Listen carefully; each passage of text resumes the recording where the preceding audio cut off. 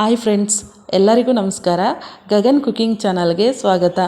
ಹೊಸದಾಗಿ ನಮ್ಮ ಚಾನಲ್ ನೋಡ್ತಾ ಇದ್ದರೆ ಸಬ್ಸ್ಕ್ರೈಬ್ ಮಾಡ್ಕೊಳ್ಳಿ, ಹಾಗೆ ಪಕ್ಕದಲ್ಲಿರೋ ಬೆಲ್ ಐಕನ್ ಕ್ಲಿಕ್ ಮಾಡಿ.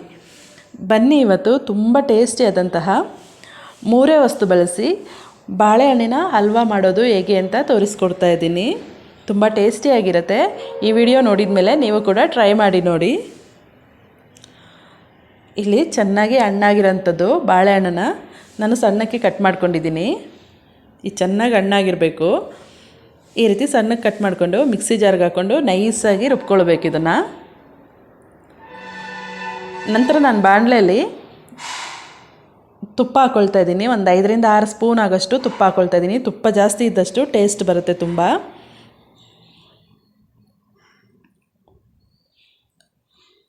ತುಪ್ಪ ಬಿಸಿಯಾಗಿದ್ದ ನಂತರ ನಾವು ಬಾಳೆಹಣ್ಣಿನ ರುಬ್ಬಿರ್ತೀವಲ್ವ, ಅದನ್ನು ಹಾಕ್ಕೊಳ್ಬೇಕು. ಇದಕ್ಕೆ ರುಬ್ಬಿದಂಥ ಬಾಳೆಹಣ್ಣನ್ನು ಹಾಕ್ಕೊಂಡು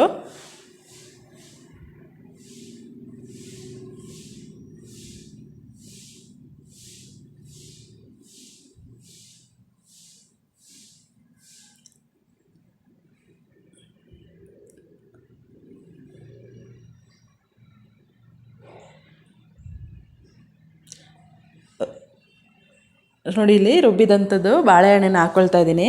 ಹಾಗೆ ಸ್ವಲ್ಪ ನೀರಿಗೆ ಕಾರ್ನ್ಫ್ಲೋರ್ ಒಂದು 2 ಸ್ಪೂನ್ ಆಗೋಷ್ಟು ಕಾರ್ನ್ಫ್ಲೋರ್ನ ಕಲಿಸ್ಬಿಟ್ಟು ಹಾಕ್ಕೊಳ್ಬೇಕು. ಇದಕ್ಕೆ ಚೆನ್ನಾಗಿ ಗಂಟಿಲ್ದಾಗೆ ಕಲಿಸ್ಕೊಳ್ಬೇಕು. ಒಂದು ಸ್ವಲ್ಪ ನೀರಿಗೆ ಹಾಕ್ಕೊಂಡು ಕಲಿಸ್ಕೊಳ್ಬೇಕು. ಇಲ್ಲಿ ಏಲಕ್ಕಿ ಪೌಡ್ರ್ ನಾನು 1 ಟೀ ಸ್ಪೂನ್ ಆಗೋಷ್ಟು ಹಾಕ್ಕೊಳ್ತಾ ಇದ್ದೀನಿ.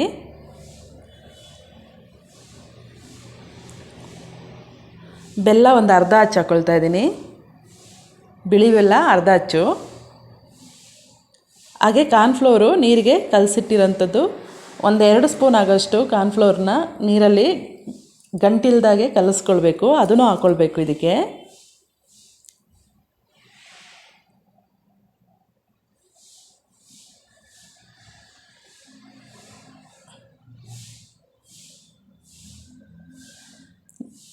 ಈಗ ಕಾರ್ನ್ಫ್ಲೋರ್ ಇಟ್ಟು ಹಾಕಿದ ಮೇಲಿಂದ ಚೆನ್ನಾಗಿ ಕೈಯಾಡಿಸ್ತಾನೆ ಇರಬೇಕು.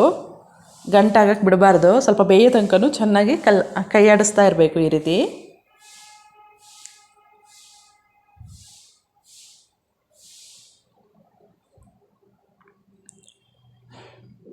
ಚೆನ್ನಾಗಿ ಕುದಿ ಬರಬೇಕು. ಮೇಲೆ ತುಪ್ಪ ಎಲ್ಲ ಮೇಲೆ ಬರಬೇಕು.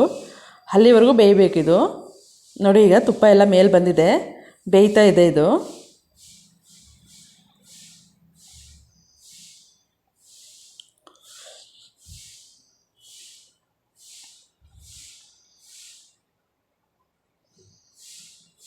ಈಗ ಅದು ಸ್ವಲ್ಪ ಗಟ್ಟಿ ಆಗ್ತಿದ್ದಂಗೆ ನಾವಿಲ್ಲಿ ಒಂದು ಪ್ಲೇಟಿಗೆ ಸ್ವಲ್ಪ ತುಪ್ಪ ಹಾಕಿ ಫುಲ್ ಪ್ಲೇಟು ಸವರ್ ಬಿಡಬೇಕು. ಹಿಂಗೆ ಈ ರೀತಿ ಸವರ್ ಬಿಟ್ಟು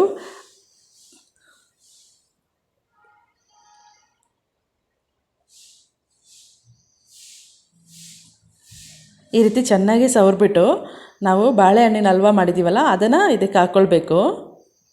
ಬಿಸಿ ಬಿಸಿನೇ ಹಾಕ್ಕೊಳ್ಬೇಕು. ನೋಡಿ, ಈ ರೀತಿ ಹಾಕ್ಕೊಂಡು ಹಾಗೆ ತಣ್ಣಗಾಗಕ್ಕೆ ಬಿಡಬೇಕು.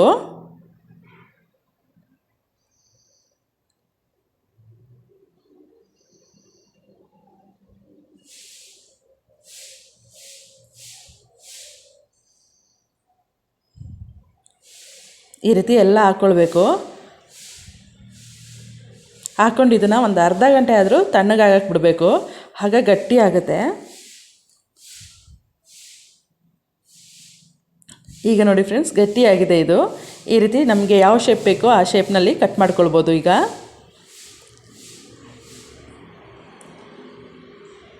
ಫ್ರೆಂಡ್ಸ್, ಬಾಳೆಹಣ್ಣಿನ ಹಲ್ವಾ ತುಂಬ ಈಸಿ ರೆಸಿಪಿ ಇದು, ಹಾಗೆ ತುಂಬ ಟೇಸ್ಟಿ ಕೂಡ. ಈ ರೆಸಿಪಿ ನಿಮಗೆ ಇಷ್ಟ ಆಯ್ತಂದರೆ ಪ್ಲೀಸ್ ಕಮೆಂಟ್ ಮಾಡಿ, ಲೈಕ್ ಕೊಟ್ಟು ಶೇರ್ ಮಾಡಿ. ಹಾಗೆ ಗಗನ್ ಕುಕಿಂಗ್ ಚಾನಲ್ಗೆ ಸಬ್ಸ್ಕ್ರೈಬ್ ಆಗಿ. ಈ ವಿಡಿಯೋ ನೋಡಿದ್ದಕ್ಕೆ ಎಲ್ಲರಿಗೂ ಧನ್ಯವಾದಗಳು.